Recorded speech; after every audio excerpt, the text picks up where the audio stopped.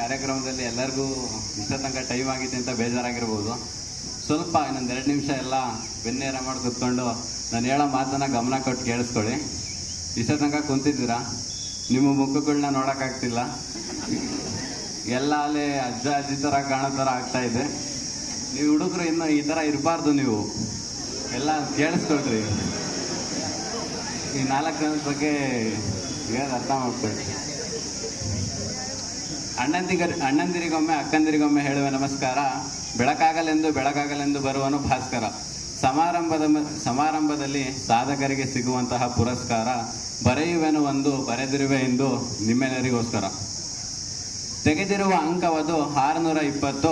ವರ್ಷವಿಡೀ ಕಷ್ಟಪಟ್ಟು ಓದಿದ್ದಕ್ಕೆ ಸಿಕ್ಕ ಸಂಪತ್ತು. ಬರೆಯುತ್ತಿರುವೆ ನಾನು ಸಮಾರಂಭದ ಕುರಿತು. ಎಲ್ಲರೂ ಇಂದು ಸಂತೋಷಮಯವಾಗಿ ಬೆರೆತು. ಇವರು ಯಾರೆಂದು ನಿಮಗೆಲ್ಲ ಗೊತ್ತು. ವಿದ್ಯೆ ಎಂಬುದು ಸಾಧಕನ ಸ್ವತ್ತು ಎಂದು ಹೇಳುತ್ತಾ ಮಹಾಲಕ್ಷ್ಮಿ ಅಕ್ಕನವರಿಗೆ ಅಭಿನಂದನೆಗಳನ್ನು ತಿಳಿಸುತ್ತೇನೆ. KPS ಎಂಬುದು ಶಾಲೆಯ ನಾಮಫಲಕ.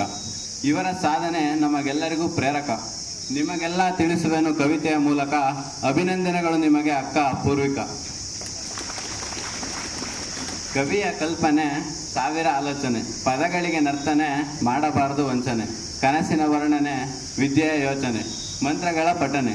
ಶಾಲೆಯ ಗೌರವ ಹೆಚ್ಚಿಸಿದ ಗಗನಣ್ಣನವರಿಗೆ ಅಭಿನಂದನೆ.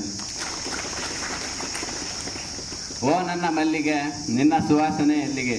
ಶಿಲ್ಪಿ ಕಡೆದ ಕಲ್ಲಿಗೆ ಮೂರ್ತಿ ಎಂಬುದೇ ಕೊಡುಗೆ. ಓದುತ್ತಿರುವ ವಿದ್ಯಾರ್ಥಿಗೆ ವಿನಯವೇ ಉಡುಗೆ. ಪರೀಕ್ಷೆ ಬರೆದಿರುವ ಮಕ್ಕಳಿಗೆ ಅಂಕಗಳೇ ಬೆಸುಗೆ ಎಂದು ಹೇಳುತ್ತಾ ತೇಜಸ್ ಅಣ್ಣನವರಿಗೆ ಅಭಿನಂದನೆಗಳನ್ನು ಕೋರುತ್ತೇನೆ. ನಂದ ಕೊನೆ ಮಾತು. ಗೊತ್ತಿಲ್ಲ ನನಗೆ ನನ್ನನ್ನು ಹೇಗೆ ಗುರುತಿಸುವರೆಂದು. ಹೇಳಿದ ಹಾಗೆ ಆ ದಿನ ಹತ್ತಿರವಾಗಲೆಂದು.